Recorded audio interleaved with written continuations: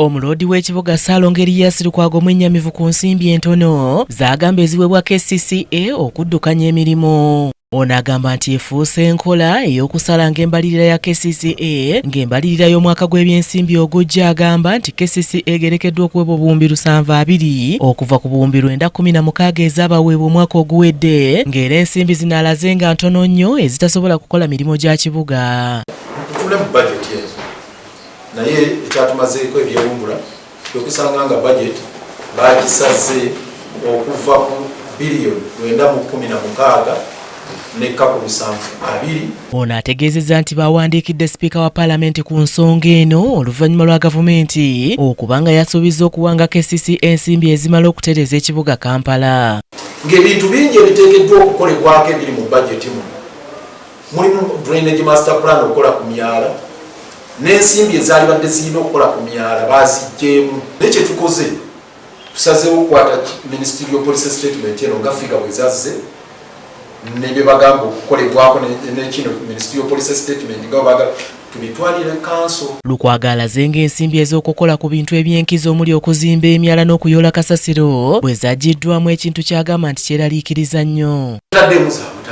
Tutaddemu za kuteekera amalwaliro gaffe, amasomero gaffe, ensinga z'okukola kasasiro n'okumugyamu amasannyalaze wamu n'okugamba tuweteekawo recycling plant n'okugula ebimotoka ebyokuyoola kasasiro bipalishe beere n'ekimotoka. Lukwago era yeewuunyizza okulaba nga n'obutale bwalekeddwa bbali nga kati obugenda okukolebwako bwebwo obuvujjirirwa bbanka y'ensi yonna. Ono bw'ati alaze nga n'agenda okumuddira mu bigere bw'agenda okukosebwa n'embeera eno nga yeewuunyizza ababaka bonna 10 abakiikirira ebitundu bya Kampala okubanga ensonga zino tebazoogerako. Njagala kulaba ng'ekitongole kigenda mu maaso nga kikola enteekateeka okuteeka mu nkola ebirooto ebirungi byengenda okuteeka mu kiwandiiko kino mu pulaani eno.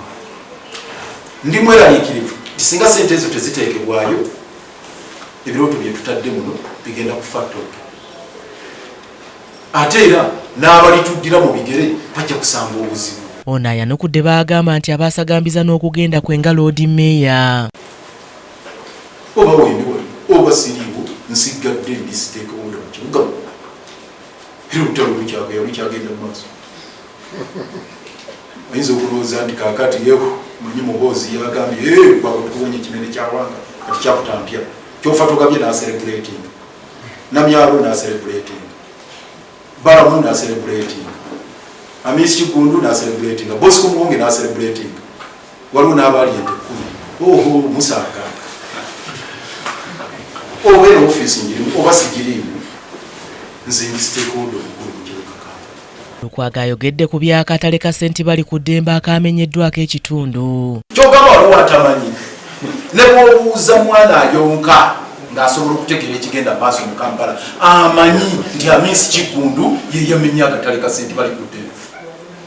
Nkalubirirwa n'okubagamba okuba namweru obunagira mutinga mugahanga kati tukitaddeyo n'abazze okumenya abavubuka akawula agamenye gabadde mu t-shirt bwa hamu bwabadde mu reflector bwa hamu. Kyokka omwogezi wa KCCA Daniel Nuwabine ategeezezza nti balina essuubi nti wadde ng'ensimbi baazisaze kyokka nti gavumenti eyinza okubongerako nga bw'ezze ng'ekola. Ne kino tekitutenguwa oba tekitujja mu mbeera kubanga tukyalina omwagaanya ogugenda mu maaso nga twogereza ne minisitule y'ebyensimbi awamu ne gavumenti eya wakati. Era tukimanyi nti ino gavumenti esobola tusuulirira naddala mu kiseera kino. Kyambadde Shadrack Joshua yakusakidde eggulire lino ku lwa KTV Amalindirire.